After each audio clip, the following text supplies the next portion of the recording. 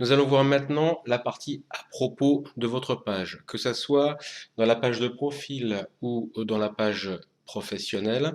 Cette partie est vraiment très très importante. Il ne faut donc pas la laisser pour compte. Elle est très souvent délaissée et grâce à cette partie, vous pourrez montrer qui vous êtes aux personnes qui seraient éventuellement intéressées par vos services.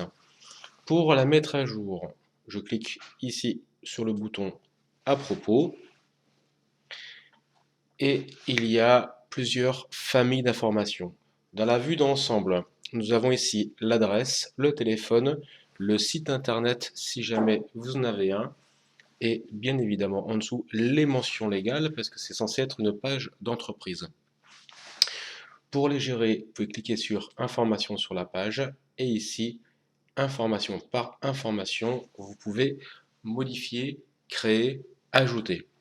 On va commencer par la partie catégorie. La partie catégorie, c'est le choix que vous devrez faire quand vous allez créer votre entreprise. Il n'y a pas toujours la catégorie qui peut vous correspondre, donc vous prenez la plus proche. Attention, en fonction des catégories, l'adresse peut disparaître. Donc faites bien attention car si vous ne saisissez pas l'adresse sur la partie à propos, vous n'aurez pas la partie avis qui va apparaître. Ici, formation web. Donc bien évidemment, c'est mon cœur de métier. Donc on pense à donner un nom qui servira au moteur de recherche interne de Facebook de vous trouver, notamment ici. Si je tape formation web, formateur, ouais, je crois que j'ai mis plutôt formateur web.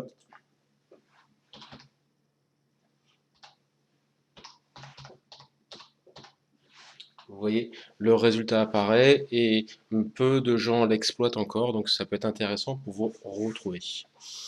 Enfin, la sous-catégorie, alors comme précédemment, choisissez une catégorie qui vous permet de gérer l'adresse de votre entreprise si vous voulez avoir les avis qui apparaissent. Ici, ça va être l'équivalent du nom de domaine de votre page. Donc saisissez-le tranquillement parce qu'après c'est un peu compliqué à changer.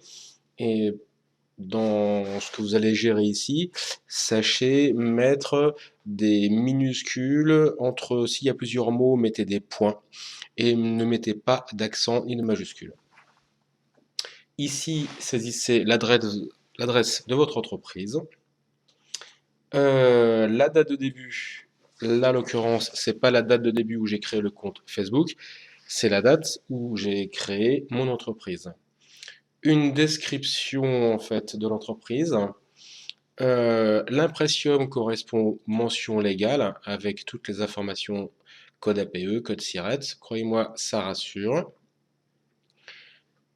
Une autre description de l'entreprise qui apparaît en dessous, une longue description, vous n'êtes pas obligé de tous les remplir, mais plus vous en mettez, évidemment, et mieux c'est. L'émission, donc ça c'est tout ce que vous pouvez faire, fondation, récompense, etc., etc., etc. Obligatoire, bien évidemment, le téléphone, votre email et le lien vers votre site internet, c'est très important de le mettre si vous voulez travailler. Dans aucun cas, j'imagine que vous distribueriez des cartes de visite sans numéro de téléphone pour vous joindre. Bah, c'est un petit peu pareil, sauf qu'on est sur le web, donc pensez à le faire. Voilà pour la partie à propos.